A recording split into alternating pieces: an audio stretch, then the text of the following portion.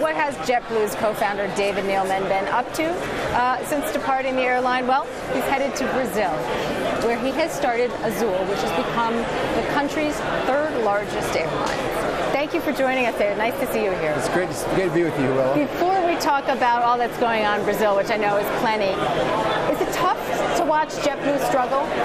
Yeah, it is. You know, I mean, on customer metrics, you know, as far as what the customers think of the company, what the crew members think of the company, what the shareholders think of the company, you know, if any one of those was you know, as good as when I left, I'd feel better about it. But you know, it's tough. You know, they got a big job ahead of them. They got a lot of challenges. So.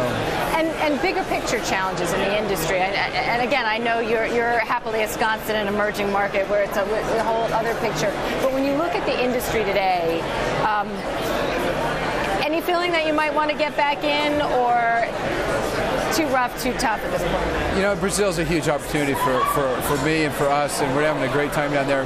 The U.S. market's tough. I mean, you've got big dominant players who have lowered their costs, who've gotten rid of their legacy costs, their pensions. You know, Delta, their merger with Northwest has worked fabulously well. They're dominating. You know, American not only had a cost problem when they filed for bankruptcy, they got a revenue problem as well. So, you know, the size, I think what Delta's proven, and now Continental, United, really matters, and it's working for them. And so you haven't seen a lot of new airlines start up in the United States, and that's not by coincidence. You know, if you take the fuel costs and then the lower costs that they have, the differential isn't that much as it used to be, like when we started JetBlue.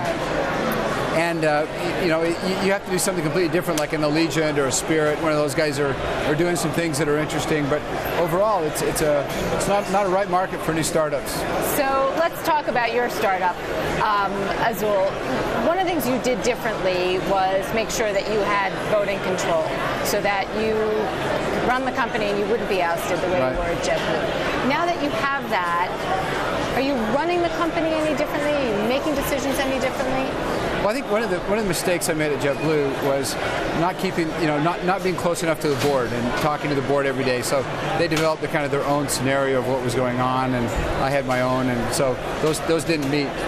So even though I have 100% voting control of the new airline, I have a great board, I have a great group of shareholders. I talk to them a lot more than I ever did the JetBlue ones. We're all on the same page. You know, we meet together often. We have calls every month. So it's a great group, and you know, I learned a lot from that experience and made sure it didn't happen again. But I don't abuse the fact that I have 100%, because I really value the fact that I put in my own money and they put in their money, so we're in it together. So we're just trying to increase shareholder value and build a great company. Yeah. So you're the number 3 player in Brazil. How long until you're the number 2 and then potentially number 1? What's the path to get there? Well, you know, it's interesting because when we came into the market, the two guys dominated 95% of the market. You know, and we've eaten into that, obviously, but not because they've gone down. We've actually built our own business. I mean, you're really building capacity in the airline business, correct? In Brazil? Well, we have 60% of our routes. We have no nonstop competition. So, you know, we are really building a new market. There's 30 million more Brazilians traveling since we actually started flying. And you know, I think we're just going to continue to grow. Our competitors now have stopped growing. They're contracting this year. They're not profitable. You know, we're profitable. So I think you know, I don't really care about market share. What I really care about is market share in the markets where I have routes, and in those routes I have a 70% market share. And you didn't bid, for example, on slots, and I'm going to mispronounce the name of the airport that's one of the biggest and busiest in Brazil.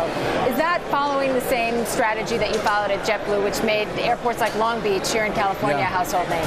Yeah, we're just basically, we went to a market, the interior of Sao Paulo state, and we basically built an amazing hub there, and we have 90% of the business traffic in a very important part of Brazil. So the strategy is really working great. Great. David Neeleman, life in Brazil appears to be good for you. Thanks, Willow. Thank you very much for joining us. We love hearing about Azul.